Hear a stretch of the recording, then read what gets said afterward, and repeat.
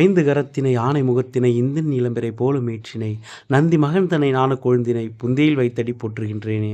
மே மாதம் பிறக்கும் பொழுது உங்கள் ராசிக்கு பாதகரான சூரிய பகவான் 7ஆம் இடத்தில் அமர்ந்து உங்கள் ராசியை பார்வை செய்கிறார். இதனால் காரிய தடைகளும் வீண் அலைச்சல்களும் சில வேலைகளை திரும்ப திரும்ப செய்யும் சூழ்நிலையும் ஏற்பட்டிருக்கும். பணிபுரியும் இடத்தில் உங்கள் உயர் அதிகாரிகள் உங்களை எரிச்சல் ஊட்டும் வகையில் நடந்து கொள்வார்கள்.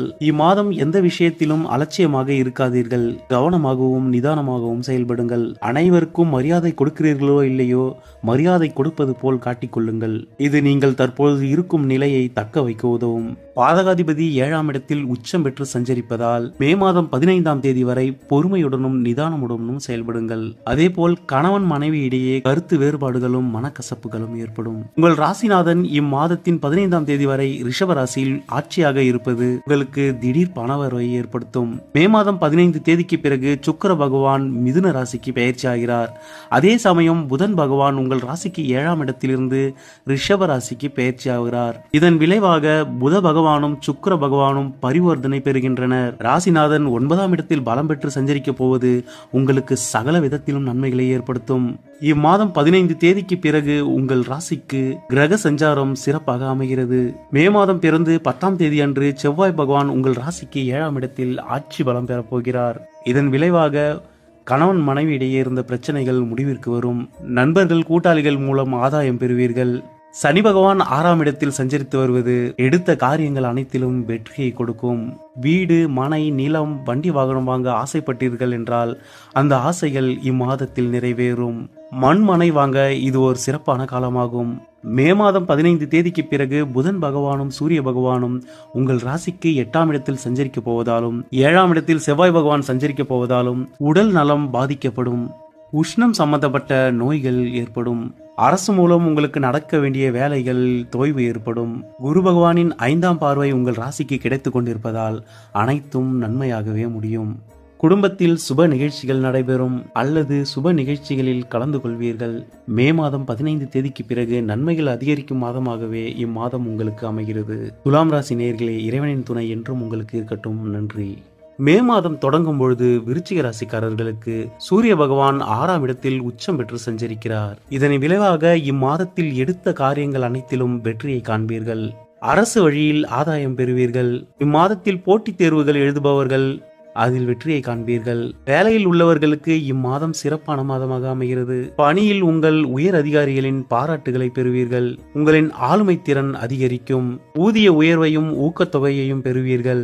உங்கள் ராசிநாதனான செவ்வாய் பகவான் கடந்த மாதம் முழுவதும் சனி பகவானுடன் இணைந்து உங்கள் பூர்வ புண்ணியஸ்தானத்தில் சஞ்சரித்து வந்தார். இதனால் மனப்பதட்டமும் அழுத்தமும் தர்ம சங்கடமான சூழ்நிலைகளும் ஏற்பட்டிருக்கும். மே மாதம் பிறந்து 10ஆம் தேதி அன்று உங்கள் ராசிநாதன் செவ்வாய் பகவான் மேஷ ராசியில் ஆட்சி பெறப் போகிறார். அவர் அங்கு சஞ்சரிக்க போகும் 45 நாட்களும் உங்களுக்கு நன்மையே ஏற்படும். உங்கள் ராசிநாதனே உங்களுக்கு 6ஆம் இடத்து அதிபதியாகவும் வருவதால் உங்களுக்கு ஏற்படும் பிரச்சனைகளுக்கு நீங்களே காரணமாவீர்கள். எனவே உங்களுக்கு நன்மை நடைபெற வேண்டும் என்று விரும்பினீர்கள் என்றால் உங்கள் கோபத்தை குறைத்துக் கொள்ளுங்கள். இம்மாதத்தின் இறுதியில் உங்கள் ராசிக்கு 8ஆம் இடத்தில் அமர்ந்து கொண்டு இது நாள் வரை உங்களுக்கு பல பிரச்சனைகளை கொடுத்து வந்த குரு பகவான் இம்மே மாதத்தின் 25ஆம் தேதிக்கு பிறகு பாக்கிய பஞ்சாங்கப்படி உங்கள் ராசிக்கு 9ஆம் இடமான கடக ராசிக்கு பயிற்சியாகிறார். இது ஓர் வரவேற்கத்தக்க பயிற்சியாகும். இதனால் உங்கள் ராசி குருவின் பார்வையை பெறப்போகிறது. இதனால் வரை நீங்கள் பட்ட துன்பங்கள் இனி முடிவிற்கு வரும். சனி பகவான் 5ஆம் இடத்தில் இருப்பதால் பிள்ளைகள் வழியில் பிரச்சனைகள் தொடர்ந்து கொண்டே இருக்கும். மே மாதத்தின் 14 தேதிக்கு பிறகு சூரிய பகவானும் புதன் பகவானும் உங்கள் ராசிக்கு 7ஆம் இடத்தில் சஞ்சரிக்க போகின்றனர். மே மாதம் தொடங்கியது முதல் 15 தேதி வரை சுக்கிர பகவான் உங்கள் ராசிக்கு 7ஆம் இடத்தில் ஆட்சியாக அமர்ந்து பல விதத்திலும் உங்களுக்கு நன்மையை கொடுத்து கொண்டிருக்கிறார். குடும்பத்தில் சுப நிகழ்வுகள், கொண்டாட்டங்கள், ஆடை ஆபரண சேர்க்கை என அனைத்திலும் நன்மையை ஏற்படுத்துவார். மே மாதம் 15 தேதிக்கு பிறகு சுக்கிர பகவான் உங்கள் ராசிக்கு 8ஆம் இடத்தில் மறைய உள்ளார். இதனால் பணப்பற்றாக்குறை ஏற்பட வாய்ப்புள்ளது. குடும்பத்திலும் மகிழ்ச்சி நிலை குறையும். கணவன் மனைவி இடையே கருத்து வேறுபாடுகளும் மோதல்களும் ஏற்பட வாய்ப்புள்ளது. அவர்களால் சில அவமானங்களையும் சந்திக்க நேரிடும். விருச்சிக ராசிக்காரர்களுக்கு இம்மே மாதம் நன்மையும் தீமையும் கலந்த ஒரு மாதமாகவே அமையப் போகிறது.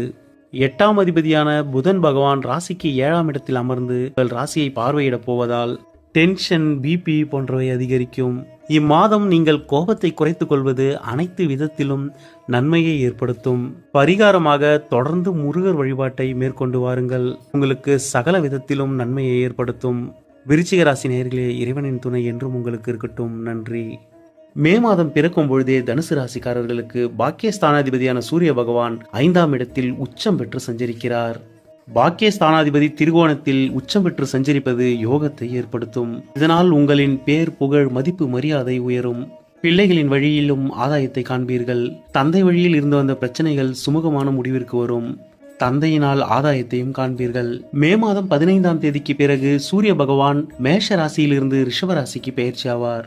6ஆம் இடத்தில் சூரிய பகவான் அமரும் பொழுது வேலையில் இருப்பவர்களுக்கு நல்ல முன்னேற்றத்தை கொடுப்பார். இதுநாள் வரை இருந்து வந்த எதிரிகளின் தொல்லை ஒழியும். அரசு தேர்வு எழுதியவர்களுக்கும் எழுதுபவர்களுக்கும் இக்காலகட்டத்தில் வெற்றி கிடைக்கும். இதுநாள் வரை உங்கள் மீது வீண் பழிகள் சுமத்தப்பட்டிருந்தால் நீங்கள் நிரபராதிகள் என்று நிரூபிக்கப்பட போகும் மாதம் இது. சகல விதத்திலும் வெற்றியை காண்பீர்கள். உங்களின் பூர்வ புண்ணிய ஸ்தானாதிபதியான செவ்வாய் பகவான் கடந்த மாதம் முழுவதும் மீன ராசியில் சனி பகவானுடன் இணைந்து சஞ்சரித்து வந்தது உடல் நலத்தில் அதிக அளவு பிரச்சனைகளை கொடுத்திருக்கும். வயிறு சம்பந்தப்பட்ட அல்சர், அசிடிட்டி போன்ற பிரச்சனைகளால் அவதிப்பட்டு வந்திருப்பீர்கள். மே மாதம் பிறந்து 10ஆம் தேதியன்று செவ்வாய் பகவான் 4ஆம் இடமான சுகஸ்தானத்தில் இருந்து 5ஆம் இடமான பூர்வ புண்ணியஸ்தானத்திற்கு பெயர்ச்சியாவது உங்களுக்கு பெரிய அளவு நன்மைகளை ஏற்படுத்த போகிறது. வீடு, மண், மனை, நிலம் ஆகியவற்றின் மூலம் ஆதாயத்தை காண்பீர்கள். சொத்து வாங்குவதற்கு இது சரியான நேரமாகும். வீடு வாங்கவோ மனை வாங்கவோ இதுநாள் வரை நீங்கள் முயற்சி செய்து கொண்டிருக்கிறீர்கள் என்றால் இம்மாதத்தில் அந்த ஆசைகள் நிறைவேறும். உங்கள் மனதிற்கு பிடித்தாற்போல் இடமோ வீடோ அமைந்து பத்திரப்பதிவு மேற்கொள்வீர்கள். பிள்ளைகளுடன் இருந்த கருத்து வேறுபாடுகள் முடிவிற்கு வந்து சுமூகமான உறவு நிலை ஏற்படும். பிள்ளைகளால் ஆதாயமும் பெறுவீர்கள். சுப செலவுகளும் மேற்கொள்ள வேண்டி வரும்.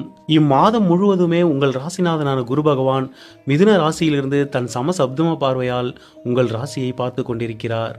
இதனால் சகல விதத்திலும் நன்மையை நீங்கள் அடைவீர்கள். கடந்த 1 வருட காலமாக குரு பகவான் 7ஆம் இடத்தில் அமர்ந்து உங்களுக்கு நன்மைகளை செய்தாலும் மிதுன ராசி அவருக்கு பகை வீடு என்பதால் அவரால் முழு அளவு பலன்களை உங்களுக்கு கொடுக்க முடியவில்லை. இப்பொழுது திரிகோணாதிபதிகள் பலம் பெறுவதாலும் சாதகமான இடங்களில் சஞ்சரிப்பதாலும் இம்மாதம் முழுவதும் நல்ல பலன்களையே நீங்கள் பெறுவீர்கள். சனி பகவான் 4ஆம் இடமான சுகஸ்தானத்தில் அமர்ந்திருப்பதால் உடல் நலத்தில் மிகுந்த கவனம் எடுத்துக் கொள்ளுங்கள்.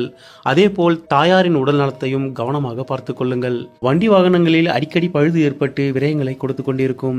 அதேபோல் வீட்டை புதுப்பிப்பது, வீட்டில் உள்ள பொருட்களுக்கு பழுது நீக்குவது என விரயங்கள் ஏற்பட்டு கொண்டிருக்கும். எனவே சனி பகவானுக்கு மட்டும் முறையான பரிகாரங்களை மேற்கொள்ளுங்கள். தினமும் ஆஞ்சநேயர் அல்லது விநாயகரை வழிபட்டு வருவது சகல விதத்திலும் உங்களுக்கு நன்மையை ஏற்படுத்தும். தனுசு ராசி நேயர்களே, இறைவனின் துணை என்றும் உங்களுக்கு இருக்கட்டும். நன்றி.